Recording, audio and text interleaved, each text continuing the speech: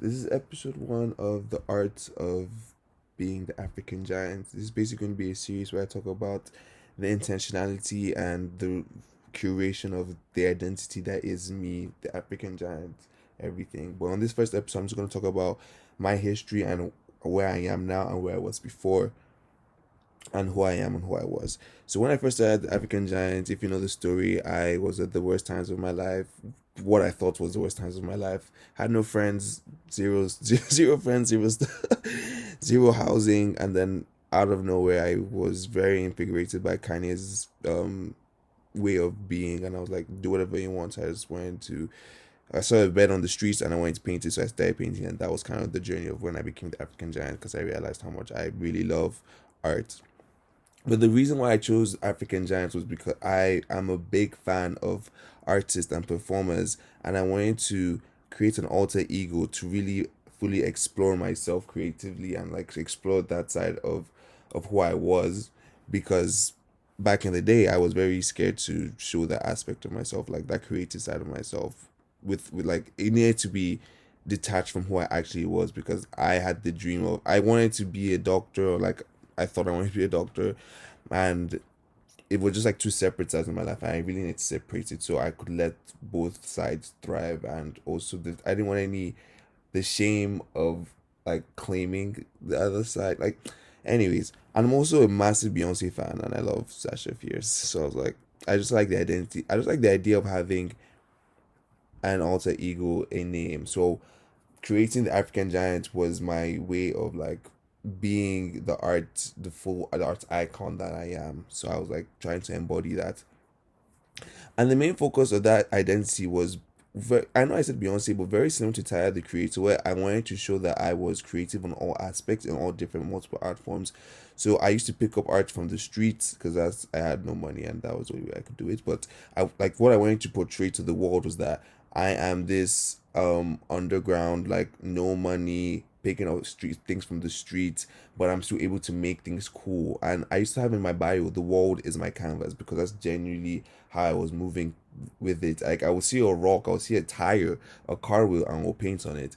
And I used to have like very heavy cinematography, and like acting was kind of in it. So I wanted to show so many forms of art. So I wanted to show number one, my cool fits, number two, my actual paintings and the arts I made, number three, the cool videography I was doing. And I even think I can even sprinkle a little bit of acting in it. I was trying to show all facets of like I am just like this full round creative. I like the African giant art icon is such a creative person. And it did work for me for a bit. I had like two art pieces I created, trend, and they were all based off my life and my own interpretation. And it was basically my way of showing the world who I was through my art, and my whole, and even the fact that I was picking up with the streets created such cool aesthetic, and I wanted everyone to just like recognize how cool I was. I used to have a vlog series called Surviving Uni as an Artist, to show like, oh, I thrifted my paintbrushes, I thrifted my canvases, and I painted with like just to show how complicated my life is and how I'm still able to like be so cool. So it was very self centered and self like trying to show people how cool the African giant is. And then that was kind of the path I was really trying to get this trajectory so people can realize who I was and like the art icon I am. But then I had the MCAT last summer, and that was the worst summer of my life. I did not even want to. I Suicidal feels extreme to say, but I did not want to be on this earth. Is the only way to say. I would walk on the streets and be like, if a car hits me, that's pretty okay with me right now. Very dark times, but that's because I had already been the separation of Amma and African Giant was they were combining a lot, and at a certain point, I it really was Amma the African Giant. It wasn't just Amma the art, Amma the student and the doctor and the health science student, and then African Giant the artist, the fashionista, the one who wants to do all the art stuff. It now we literally started combining to Amma the African Giant, where it was like I am all of these things. I am encompassing like art is what I want to do. Art is what I do. Like I'm even trying to remove the things. I'm trying to remove the ideas of wants and desires from my head. So art is what I do. Art is what I am. Art is what I live. Art is what I create. I like art. Art is me. That art is the thing I will be doing for the rest of my life. Like artists die. So when that realization was deepening, it was just like, why am I even doing this MCAT stuff? I don't want to be a doctor. I don't want to do any of these things. But my parents, or my mom, I should say particularly, was like, you should do it. At least try it. Like this is like it will be more beneficial for you. So I did the MCAT, probably one of the worst summers of my life. And after I finished the MCAT, I made a painting. And there was a little switch in the way I was creating art, because I no longer did I don't want to do graphic art. I wanted to prove that I could still do realistic art, so I did a realistic drawing and I did a realistic painting of myself. And I was like, I feel as if people enjoy real or value realistic art more than like graphic art, especially people in my circle. So in the sense, I was making like I won't say I wasn't getting enough likes, but because I when I did graphic art, people on the internet did like it, but I just felt like the people around me did not value the graphic art I was making, and they was like, oh, and like in the idea that they thought they could do it if like they just woke up one morning and painted it, like if it looked too easy to them, and I was like, and I was my ego was bruised, like this art thing is not easy, number one, but it just looked easy, number one, because I make everything look effortlessly easy. And the fact that it was graphic arts and it's like it seemed as or less technical or whatever, so I did go to do more of a realistic styled art piece and portraits, and I was doing a lot of portraits. And after once the school started, I was like, this is my final year, let me do a painting for my like friends of all of them. And then when I was doing that, the likeness was so good and it was very accurate, and I was like, this is nice. This is like it literally looks a lot like them. I like this thing, and they also liked it. They were reposting my stuff. They were like, oh look at what my friend is doing type shit. And I was like, okay, cool, cool, cool, cool. So I was right. People do value this realistic art. And by when I was finishing that, because that took me a month, I saw a TikTok of this person doing portraits of $1 portraits at Western. And I'm like, I just painted all my friends pretty good. I could do portraits of Western. And that was when the switch happened to I no longer wanted to make art about myself or art for me. I only wanted to make art for other people. I kind of switched the marketing of the African Giant from like, oh, global sensation who is super cool at fits and can paint on anything, to like more community based. I wanted to do like, oh, Western artist, London, Ontario artist. Like he does portraits for Western students. So for the next like 3 weeks, I was just asking strangers on campus, oh, can I paint you? Can I paint you? Can I paint you? Shout out to the Gazette for getting my like making me learn how to ask people things, because I used to work with them for a bit. But that was kind of the main focus. I was just like, hey, I'm a Western student who's making art. That was kind of the new rebranding I was going for. And and that was a key moment. But the second key moment was there was one weekend I was alone in the house in my house here in London University, London, Ontario, and I saw someone cover all their whole room with sticky notes. And because I had been doing portraits for so long, I hadn't explored that creative side that I had during the earlier parts of becoming the African Giants, where I would paint on random things. I was like, I want to explore that side again. I want to like get into the part of doing fun things, like using different mediums, because when I was making art for myself, I was using like charcoal, I was using markers, color pens, like every medium was used. But when I was doing portraits, only acrylic paint was used, so it felt a little monotonous, and I was like, let me explore this side. So, and I was alone and I could take up as much space I was, like I could really truly be the full African Giant, as I've said previously. So I literally did that. I covered the whole room with sticky note, and it was super fun. And a lot of people saw it and was like, "Oh, that's really cool. That's such a cool thing."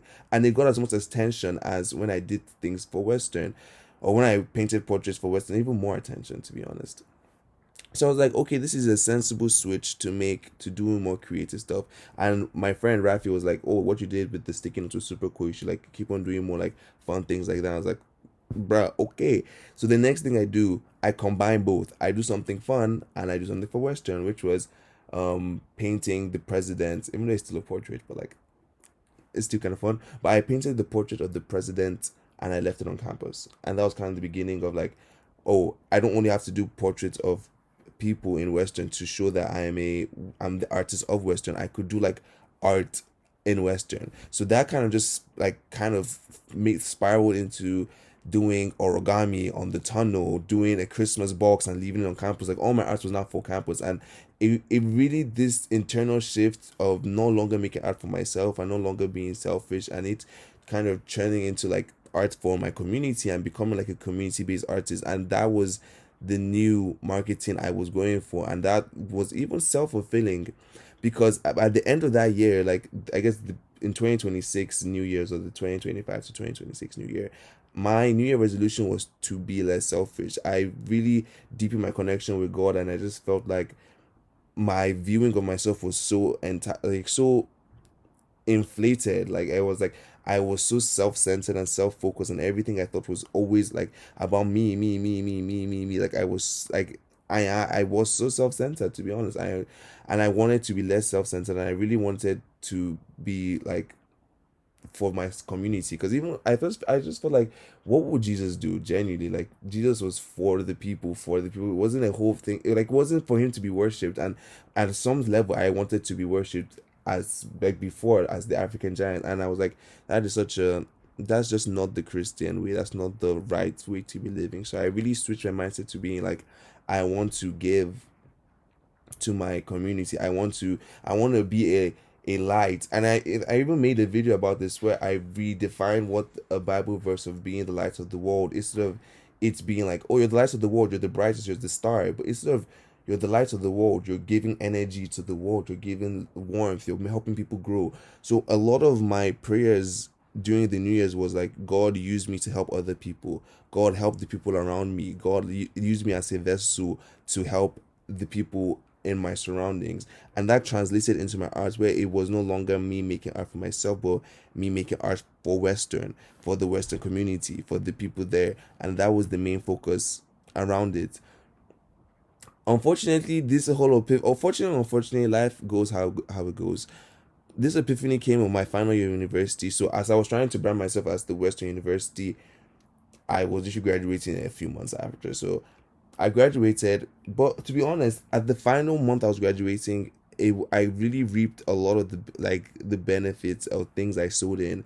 I did a Black History Month paint where I painted all the black students, 14 black students in Western, and that was kind of the same avenue of me doing not art for myself but for other people. Because the interesting thing, 2 years ago, Black History Month, I literally did a painting of myself on how I look and my identity with blackness. So I really wanted to decentralize myself and do other people, and that was so profitable. And I like that one art piece of painting other black students, not myself, literally got me to show my art to other people. They was collected by the school, the equity and diversity department collected the painting. I was asked to show it at different places because it was such a community art, and I was like, yes, this is what I'm doing. Like the art is not for me, it's for the other people. Like it's like I don't even want it. And from even early in my African giant career, don't like the idea that you have to sell art. Like I felt as if art is something everyone should enjoy. And I hated the idea of like, oh, you have to buy my art, oh, you have to buy my art. Of course I want, like, you need money to survive in this world, unfortunately. But I just didn't want to sell my art. I didn't want to like put a crazy, oh, it's $3,000 to buy the art, bro. It's I made this thing for $5. I'm saying for 3,000, and I get the effort of it, whatever. But like, I love this shit so much, I will make it every day, every second. Like this is what I do. Like, so you can take this art for $1, and I'll make another one again for another dollar. Like, that was kind of the vibe I wanted to go with my art. So when I switched to doing more community art, that was like the feeling of like, I'm giving my art for free. These people, I'm like, there was a joy in seeing other people see my art and appreciate my art, that it was just like, why am I keeping this to myself? Like, everyone deserves to see some good stuff, you know what I mean? So back to the Black History Month painting, that's really brought me to a lot of rooms and up to a lot of spaces that I really enjoyed. And I was very happy. I ended up winning the Western Students Award, which was kind of the whole the whole branding of that, the OG branding. So it was such a fulfilling moment. And a lot of people, like, yeah, some people were seeing my art. I got a feature, like the Western newspaper did a feature on me as the African giant, and all these things were happening where it's just like I finally feel like I am the artist of Western as I graduate from Western. So after I graduated from Western, I come to Mississauga a few months ago, and I'm like, I want to continue this energy of creating art for my community, creating art that giving art to the people, and the key to this is that I don't want to break any rules because I'm like that's not the type of person I want to do, and I do know graffiti is low key legal, so I don't want to vandalize anywhere.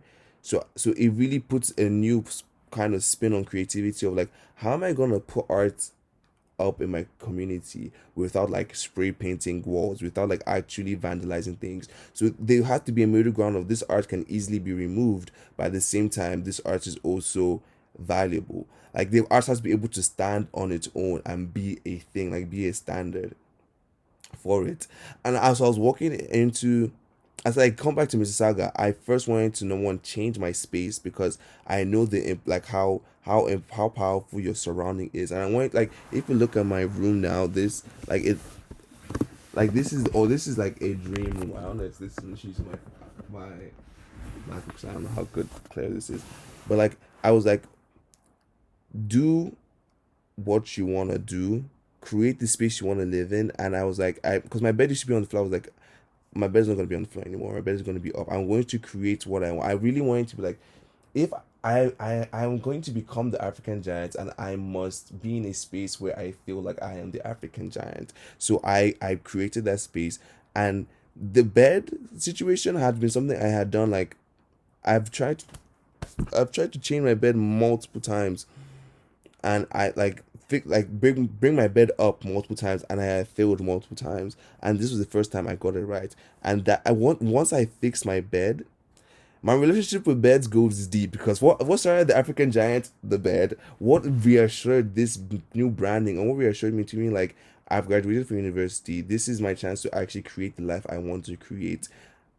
If I can, like, once I make this bed, come hell come high water, and I accomplish this bed, then I really can accomplish anything. And that was kind of that's kind of like the what's the word, the symbol of my integrity. Like the fact that I made this bed and it worked, and it looked good, I was like, I really do have to trust in myself and in what I believe in. And at this time, even like currently, I'm in a strong belief that God is within me, and the same power that was in Jesus Christ that made him do all the miracles and rise from the grave and heal the water and walk on the sea is the same power that is within me. So I am able to do everything I want to do. I can do all things through Christ who strengthens me. At the same time I say this, I am also not trying to like be God. Like God is within me, same way he's within everyone in this whole world, and we are all like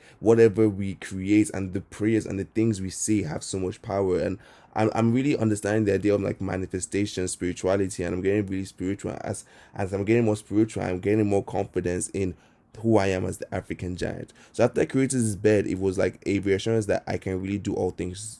I like through Christ who strengthens me, I can do all things. So after I created the bed, I fixed the chair in my downstairs that I broke 2 years ago. I was like, and it works. And I'm like, okay, now like art is like that. Like that means that just solidified the fact that I am the African giant. I am an arts icon. I just need other people to recognize that. And like the dog, like this is who I am. This is who I am. And that just kind of led and into me creating art for my community. I did the Thriller one of the best art pieces I ever made. I was like, damn, new material I used, chalk, because I was like, I see chalk drawings all the time. It just makes sense for me to do a chalk drawing too.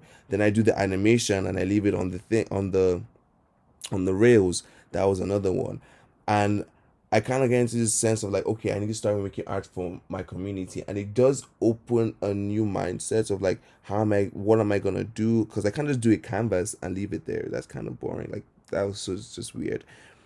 But like, how can I create art that can stand in my community, and how can I make my community like the coolest place ever? Because if I can change my space to come on cool and feel the same way, I can change the streets I live in to be like cool. Like honestly, I was very heavily inspired by Marco, who went around his community and he just ask them like, oh, can I paint your car? Can I paint random things? And that kind of really inspired me to also bring that same energy of painting random things in my community to Western, to Mississauga, where it's like I don't have to be in LA for people to ask me to do paintings. I can be in Mississauga and have the same experience as people in Toronto, people in New York, people in LA. Like I can create that atmosphere for the people here. Like that was genuinely this the one of the keys to why I switched my whole like branding is that I don't have to go to New York to have the New York experience of like everybody's so crazy, or they're just painting things, or they're just seeing a sculpture there. Like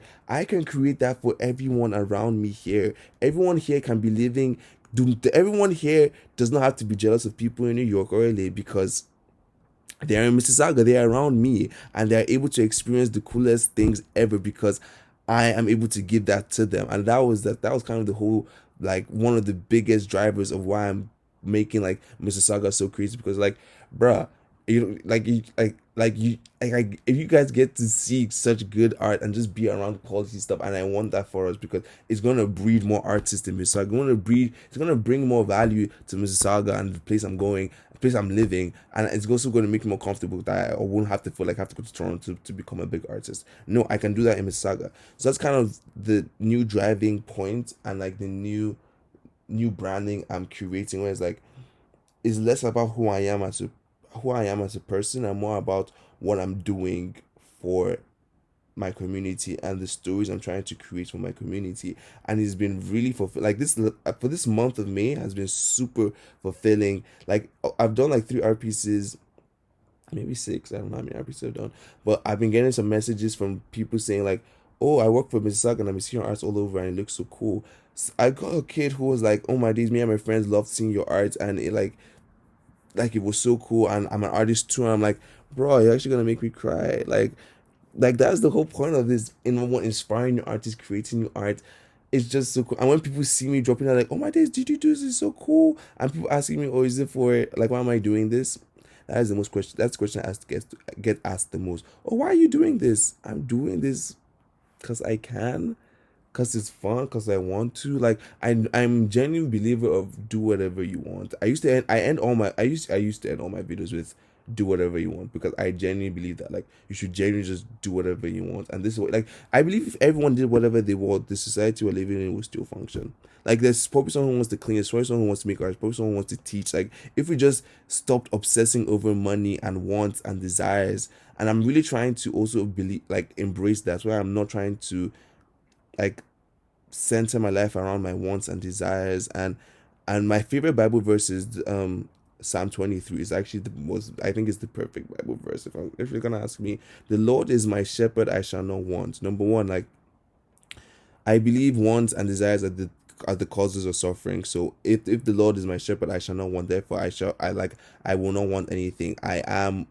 like I have no wants. Doesn't I have no desires? Like everything I want, I have already kind of idea. And it's similar to manifestation where it's like you're not wanting anything, you're not wanting $1 million, you are a millionaire. Like I Lord is my shepherd, I shall not want. He makes me lie down in green pasture, he leads me beside still waters, he leads me beside calmness. And it's kind of this sense of like stillness and tranquility and calmness. And that's something I try to take. I like doing morning walks around my like neighborhood just to like touch grass, breathe fresh air, like still waters. He restores my soul. That part is very, very important because there's another Bible verse that talks about the renewal of your spirit. But this is the similar thing where even when you falter or when you change or when I have like doubts, God is going to restore my soul, restore like my mental renewal, like renew myself. Like I'm going to get back to the state of tranquility and state of understanding that I